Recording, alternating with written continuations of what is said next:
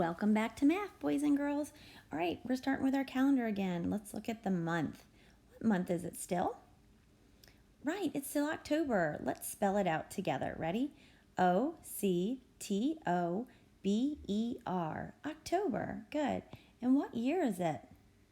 Right, it's 2020. All right, let's figure out our pattern, or not figure it out, but let's say our pattern for the month of October. Ready? Let's do it by shape. Here we go. Rectangle, circle, circle, rectangle, circle, circle, rectangle, circle, circle, rectangle, circle, circle, rectangle, circle, circle, rectangle, circle, circle. So now we have to figure out what today is. Think. If you said we're back to rectangle, good job. All right, there he is. All right, now think about what number is going to come on today's date tag. What comes after 18? Think. Yes, 19. And I heard teen, so I know a 1 comes first. 1, 9, 19. All right, let's say today's date all together. Ready? Today's date is October. Whoopsie.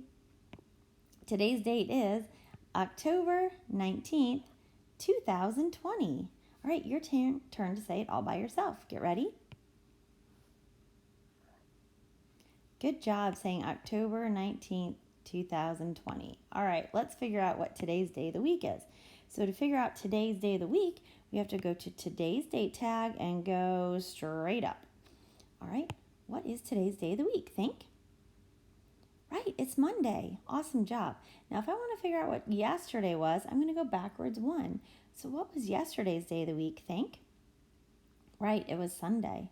And if I want to know what tomorrow's day of the week is, I'm going to start it today and I'll go forward 1.